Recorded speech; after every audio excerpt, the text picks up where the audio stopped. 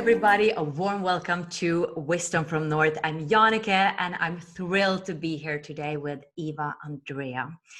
Eva is a Danish spiritual teacher who is passionate about helping and inspiring women in awakening and women who is answering their soul's calling.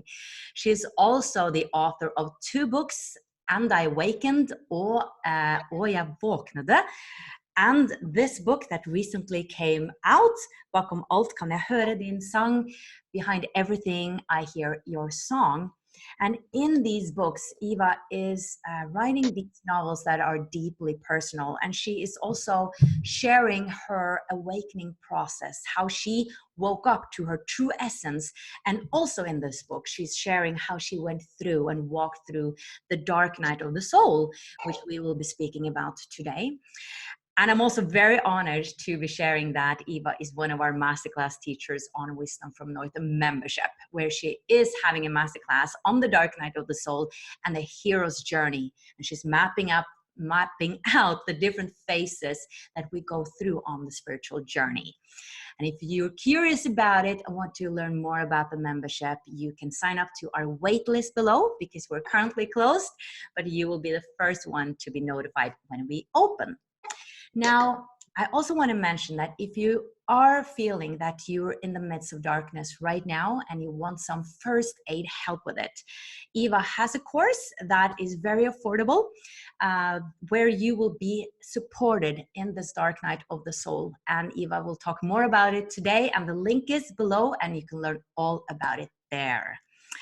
All right, Eva, a warm welcome. How are you doing? Thank you, Jannike. What a wonderful introduction and welcome. I am thrilled to talk with you and with the listeners or viewers. Wonderful to connect with your tribe. Thank you.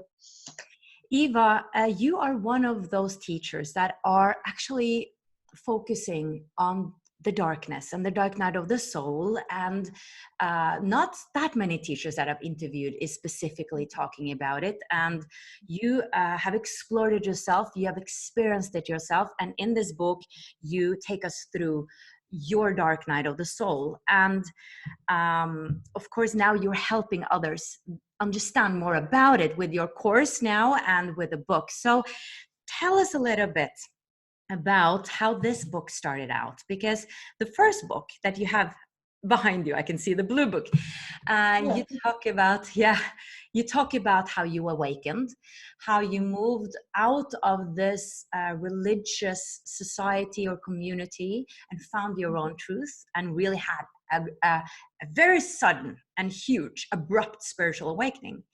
And then after that you experienced the dark night of the soul. You were standing at a crossroad, overwhelmed with darkness, and your relationship to your husband, your beloved Steinar, was all of a sudden hanging in a thread. Tell us about this experience, what happened. Yeah, thank you so much. Yeah, it's strange because, you know, I've been through many times of the dark night of the soul in this awakening journey.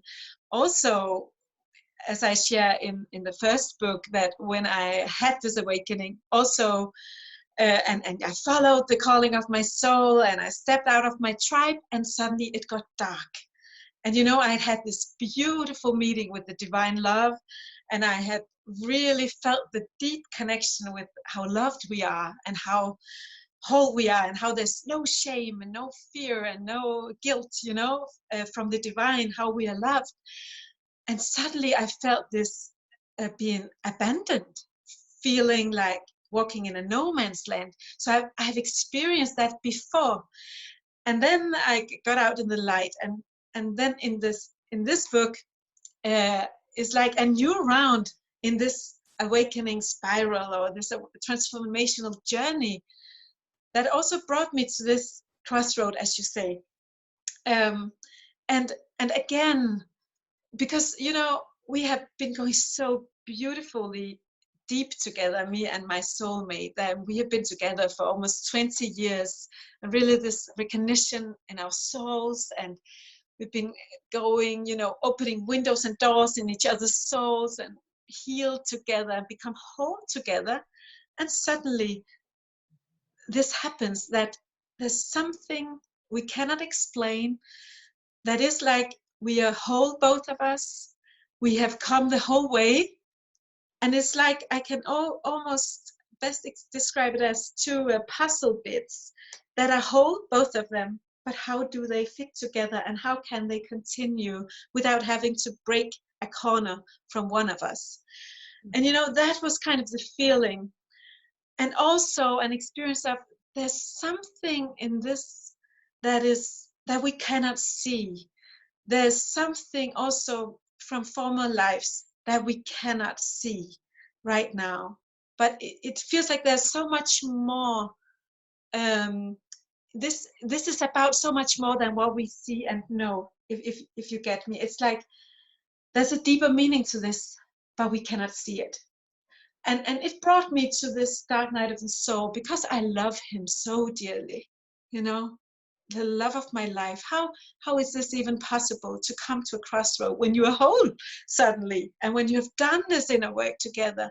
So it was devastating, and it actually also kind of triggered my kind of fragileness, the glass girl that I call her, because I have this kind of fragileness in my system as well. So I got an anxiety attacks, and I went into a depression as well, because this was so hard to understand. So it was like going hand in hand with the dark night of the soul, and with feeling that you couldn't see a hand in front of you, even if you walk the path of love.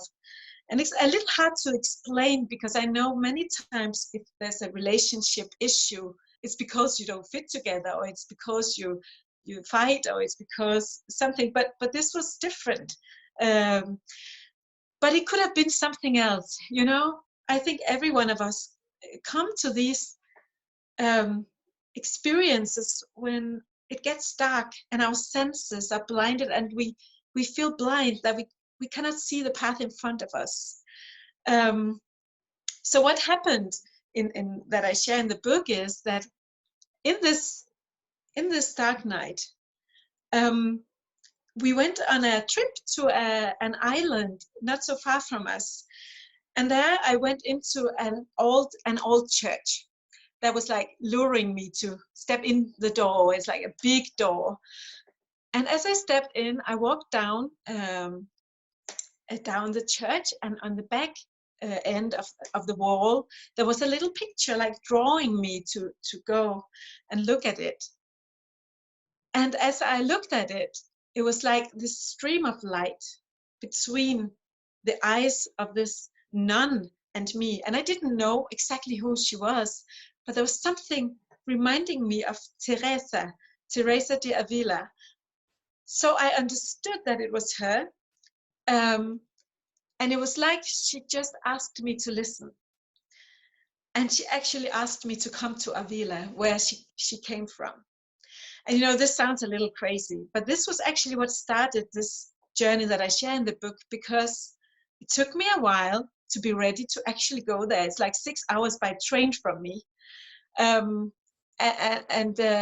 why should I go there? And it was like, it didn't make sense for my mind, but I did. And I felt there was something I had to learn. And suddenly I realized that she was a soulmate of John of the Cross, who was the one who wrote the very famous poem, The Dark Night of the Soul.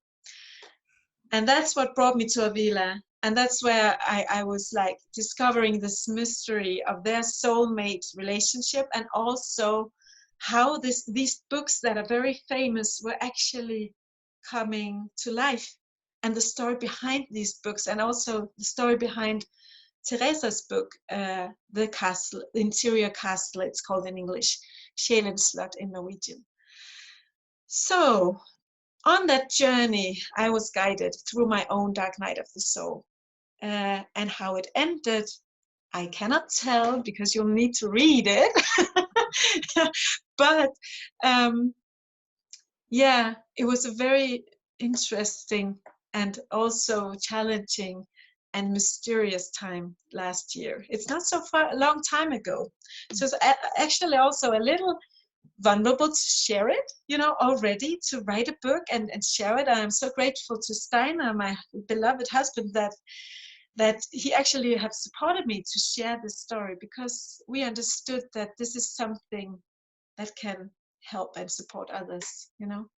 Yes, you are deeply personal in it. And so that's very brave and courageous. And that's, I think, why it touched me so much as well. It actually triggered some of my own darkness. And we had some communication, you and me, on Messenger, because I matched something within this darkness that you experienced. And I think sometimes it's okay to get in touch with that darkness. Can you explain a bit, for those who are new to the dark night of the soul, what kind of quality that experience is and how it's different from depression, for instance? Yeah. So the Dark Night of the Soul was this poem that John of the Cross wrote while he was imprisoned by his monk brothers. And he was kept in a cell for 9 months, and he was tortured, and he was very badly treated. And in this condition, there was like an outer trial. He experienced a dark night of the soul, as he calls it. So he's the one this expression comes from.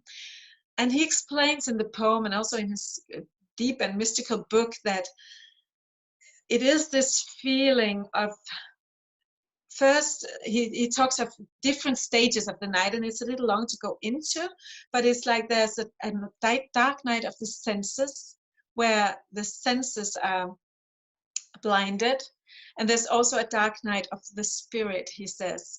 So it's like that, but there are different stages of the dark night, and can be really painful. But they can also be in different intensities. And what I love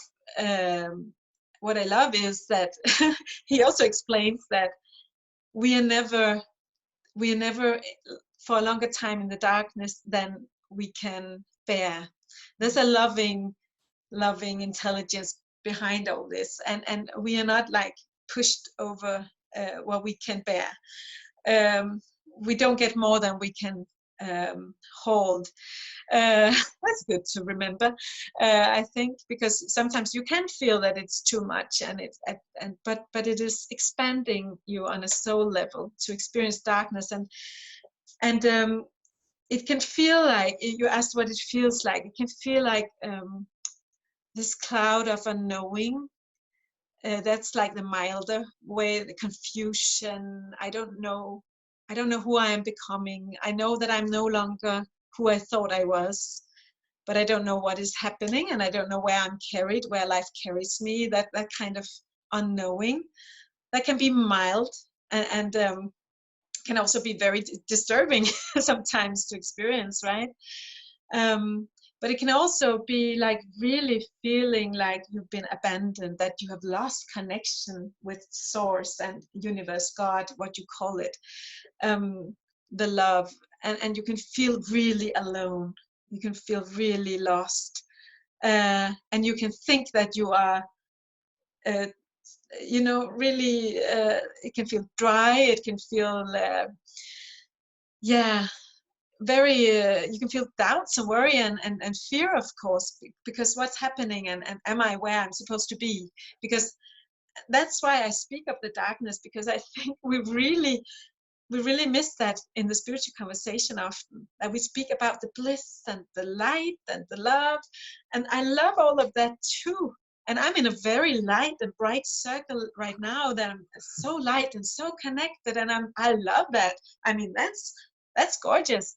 But I also know that the darkness is a part of the transformational circle that is necessary, and we can't avoid it, even if we don't like it. None of us like darkness. I think it's fearful to experience darkness, but there is a way to learn to embrace it, and learn to go through it easier and with less resistance. And that's why I also do the online training, because I think I really want to support every soul experiencing this, because it is really hard and can be very confusing. Lovely. I get many questions, but I still want you to explain a bit more. Yes, tell us about this course, because I so agree with you. Having personally experienced a lot of darkness in my life and in my psyche, this has been very valuable information for me. When you started speaking about this, it was new to me, actually. And it felt like I got an explanation. I felt that there wasn't something wrong. It was part of something greater. I was transforming, and then it was much easier to go through. But of course, I would have wished that I had some more guidance along the way. So tell us a little bit about this first aid course that people can get access to right in the video description. Yeah, it's created very simple, because I know that when you walk in darkness, if you experience a dark night of the soul, you don't have a lot of energy. Maybe you don't have a lot of it. So I've really tried, because I've studied this for years now. I've dived into all the mystical teachings and scriptures, and also I have a great knowing about the psychology of transformation as well. So I try to really take the essence and also explain these differences, because as you say, how can I tell, is this a dark night of the soul, or is it just a depression, or is it just a crisis? And how can I treat, because there's one way to support myself to go through the dark night of the soul, that is a spiritual condition. And then there's other things that I need to do if it's also a depression, or also a crisis and a sorrow, maybe. So try to understand what is what, and how can I be gentle and help myself through this in the best possible way. And also, how can I travel? I make some different meditations and exercises to help us lift our spirit and travel into the light, and kind of loan some light, loan some trust from the future, or from the time when we have had that connection. And we can do that in meditations and visualization, so we really can remember, because we have to kind of gather light from places that we're not right now. And it's possible, and I've done that intuitively in my own journey. But now I'm like creating these aids, and how to help others do the same, and guide through it, and also how to ground and connect with the Mother Earth and use nature. I make some exercises to do that, but also I go deeper into explaining the different types of darkness, and how to find out what is it you experience right now, because I know that perspective and understanding is in itself a big help. It really helps us when we can see, okay, this is what is going on. This is where I am in my darkness right now, or journey, and how can I bring light, and also help you to create your own light medicine, as I call it, your own personal anchors that can kind of anchor some light and help you to go through the darkness in your way. So I'm very excited about creating this, because I've heard from so many readers that also what you say about you when you recognize and you're reminded of darkness you have experienced, or darkness that you, and also it can be a sorrow or something else that comes up in you when you read. It's very healing, actually. It's healing. That every kind of darkness has healing and power hidden in it. So I had a reader the other day who wrote me how she had actually been a little scared of the book, because parts of us are scared of darkness. And I thought it was so beautiful, because she said she had really worked with opening her heart, and she had felt the resistance of actually going through this book. And suddenly, after she had read, finished the book, she found herself writing in her journal, it's like a forgiveness has happened to my mom. It's like a forgiveness has just happened and I don't know why. And she shared that with me. And so the book goes in and kind of work also in a deeper layer energetically to forgive and release and heal some darkness or sorrows or pain. So I was really grateful to hear that. Yeah, I would say the same, because I know your work. You have a masterclass, on our membership, and I feel that part of that class is about the healing, because it is the energy that you're holding, Eva. Your frequency is very high. You hold a lot of light, especially also because you've been holding a lot of darkness. To me, we've been speaking about this before. Maybe we'll touch upon it, but in order to hold more light, we have to also experience the darkness. So it seems to me that you were kind of, going a bit back and forth and then expanding more and more and more. I think some teachers do experience that too, in order to hold more light. So I feel like you were healing in that masterclass. So I'm very excited about this course. I will do it myself as well, because I think just your energy will be healing. So can highly recommend it. And it's a course that you will have access to, forever, right? As long as it's up and running. Yeah.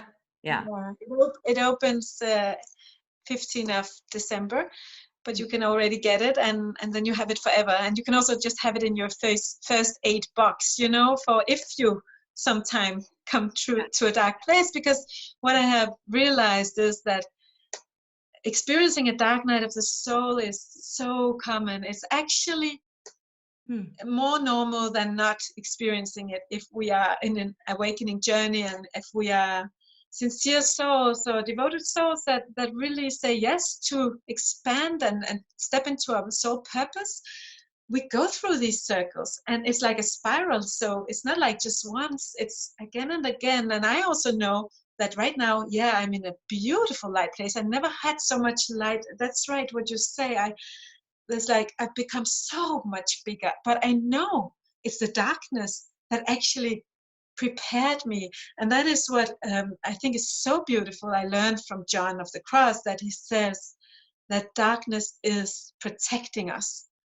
Darkness is a protection of the soul while we are expanding.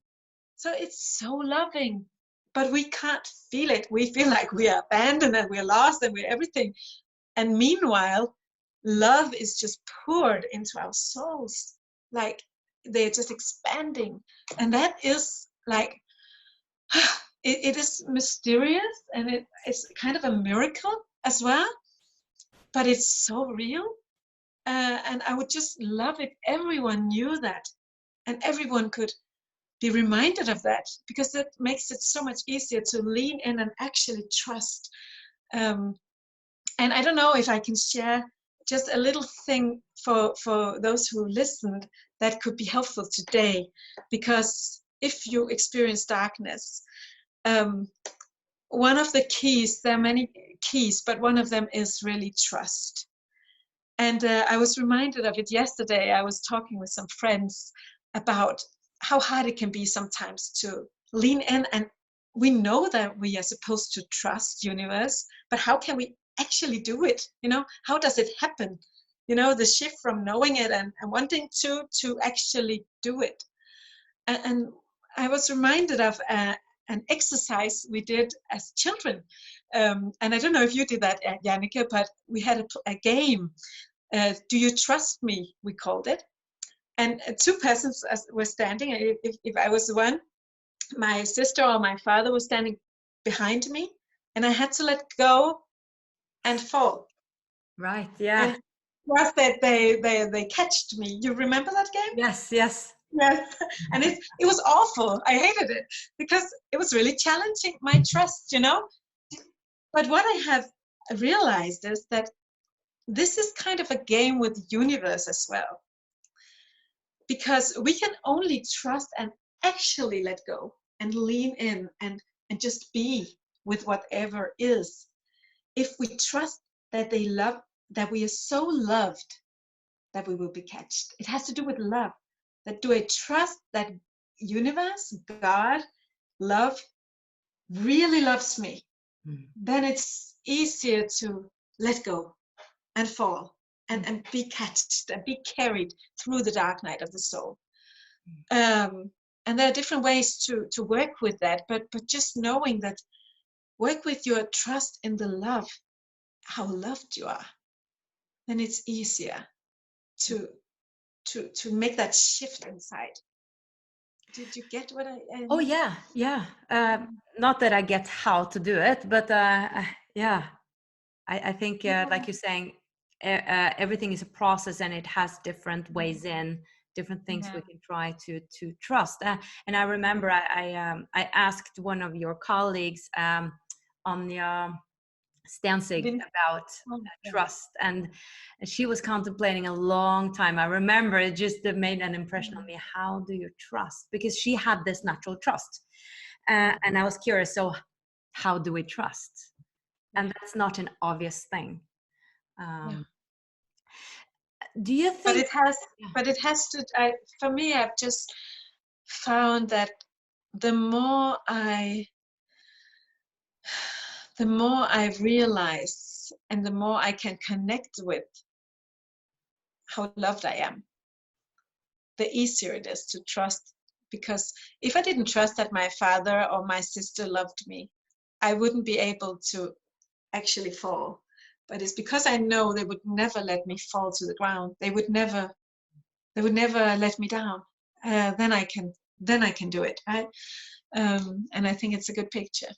So yes, yeah. We have to cultivate that inner knowing of how loved we are, and that is what I will help you do also in the online program, because then I will do exercises to cultivate that. But I think we can also just start thinking and start feeling into the love. Right. It can start as like an intellectual thing, and then cultivate it from there. So yeah. I wanted to ask you, thoughts are popping into my mind. Such a beautiful topic, an important one. Do you think that people that are not on the spiritual journey, or not consciously, embarking on this journey, the hero's journey, and are not so occupied with it, do you think they are still going through the dark night of the soul, perhaps without knowing it? And perhaps other people also on the spiritual journey not recognizing this, are they going through it? My question is everybody experiencing this to a degree? I don't actually know, but I think there's a difference. I think that when my experience is that if our souls are here to awaken, all of our souls, if we call ourselves spiritual or not, we are souls, and the longing in the soul from we are born is to go home, to reunite with the love that we are and remember who we are. And for some people will maybe just have that before they die, and need many incarnations to come to that awakening. And others have maybe been here so many times. I don't know. There's so many things we don't know.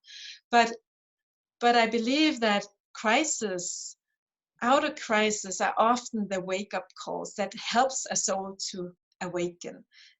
Something happens, you get sick, somebody dies, it can kind of create a crack into the soul, so that we start opening, and the heart starts opening, and an awakening starts, and that can happen for everyone, but I think that the dark night of the soul is more like when we start a conscious journey home, and we consciously and willingly go into the inner work and the inner awakening. That's the feeling and the experience I have from my work with so many souls, and also with myself, that it has a different character when you are consciously when you have awakened and you consciously start this journey, you're kind of guided deeper in your journey, and this, so because we have our free will, and yeah, we can choose not to go deep. We can choose not to not to walk the path of our souls this lifetime if we're not ready. But when it's kind of that when we start this awakening, it's also like a spiral that we cannot stop. I feel like it's like we are guided, and we are it's like our soul knows the way. We don't always. We just follow. So that's I will not say that I know the whole truth about this at all, because it is so mysterious in a way, but it's a feeling I have that there is a difference. Does it resonate?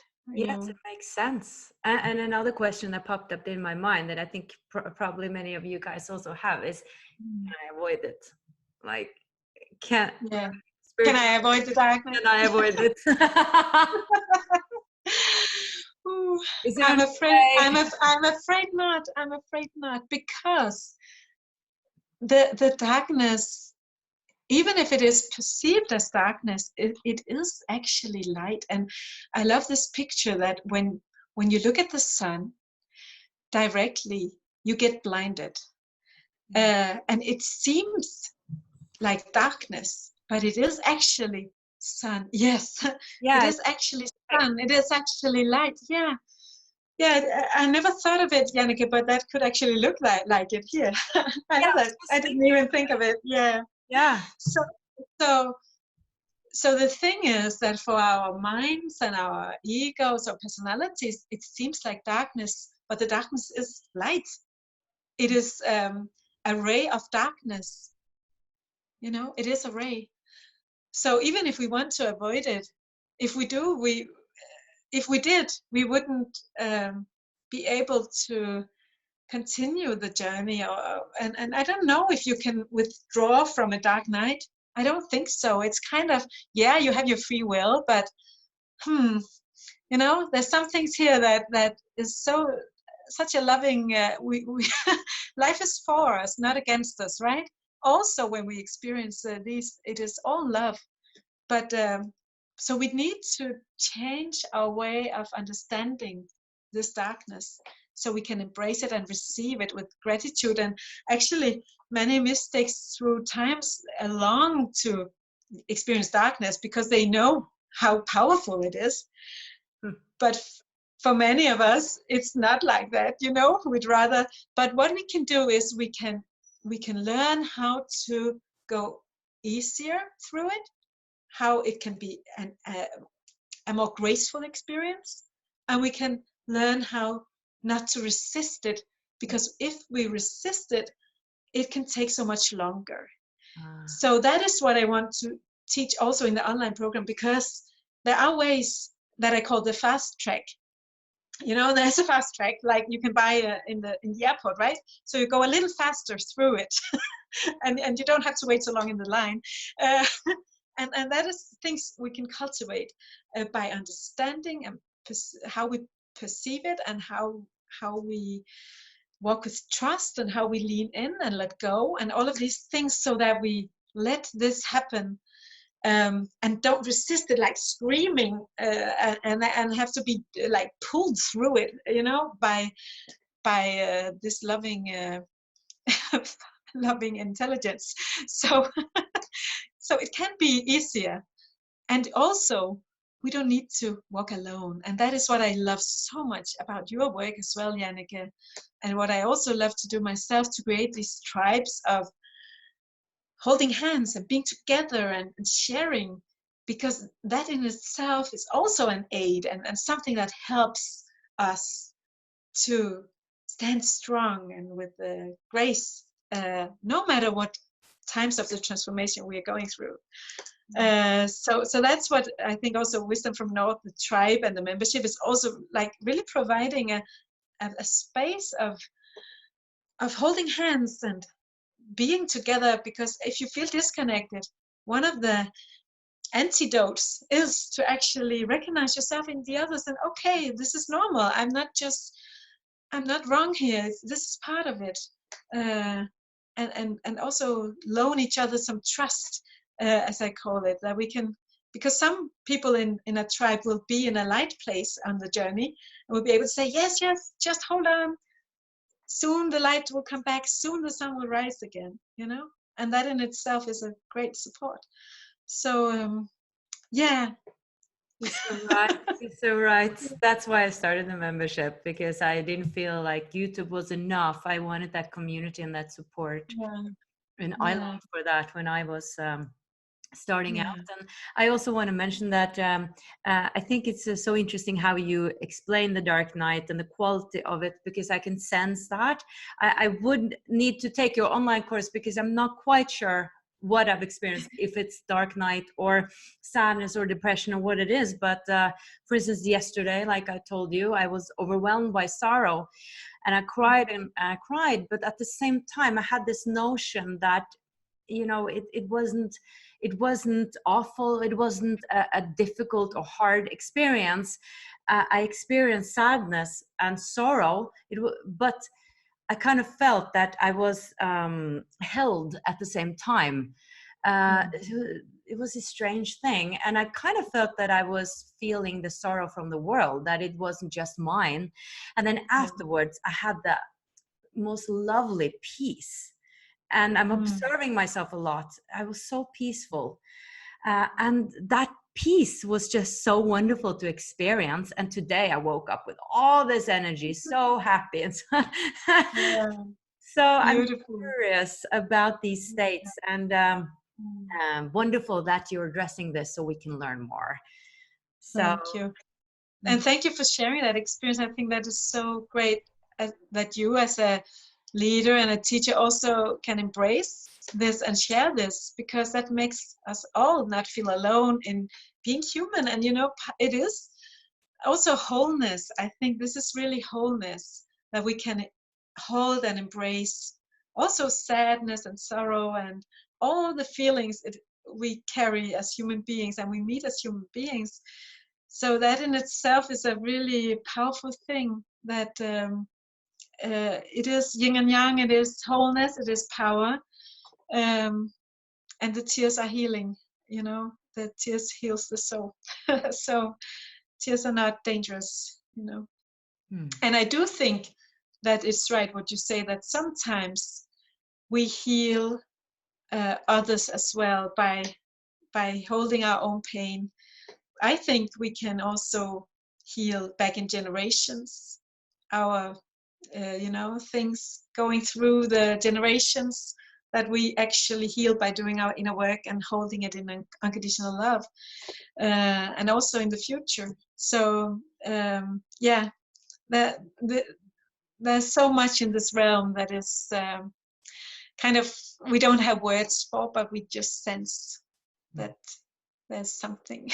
I believe so too, Eva, and that's of course another interview, but it's important to mention, because we're not only doing this work for ourselves, we're doing it, like you're saying, for our future generations and the past ones. It's actually a huge gift and a huge work that you are deciding to do, and you're doing when you are really on the spiritual path, whatever that is. Yeah. We will all understand better on the other side.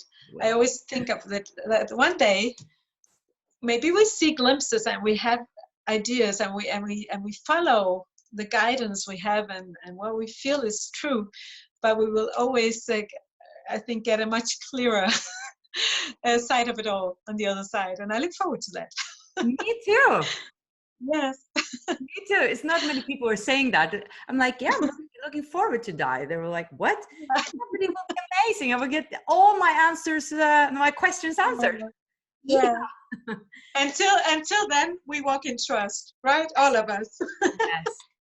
Yeah. Oh, Eva, thank you so much. This has been a delightful interview. I always love to connect with you. Thank you so much for your beautiful book, and I'm looking so much forward to a powerful program. So thank you. Thank you, Janneke. I enjoyed every minute, and love to everyone listening and viewing this. We are so loved. Let's never forget. Yeah. Thank you so much for watching, everybody. Much light from Denmark and Norway. Bye-bye. Hi everybody, thank you so much for watching this video. If you liked it, please subscribe and click the thumbs up and click the bell in order to get notifications of my new videos. Now I also have a free gift for you. If you want to become a conscious co-creator, you can click on my free meditation below called Meet Your Future Self, where you have the possibility to co-create with the highest future version of you.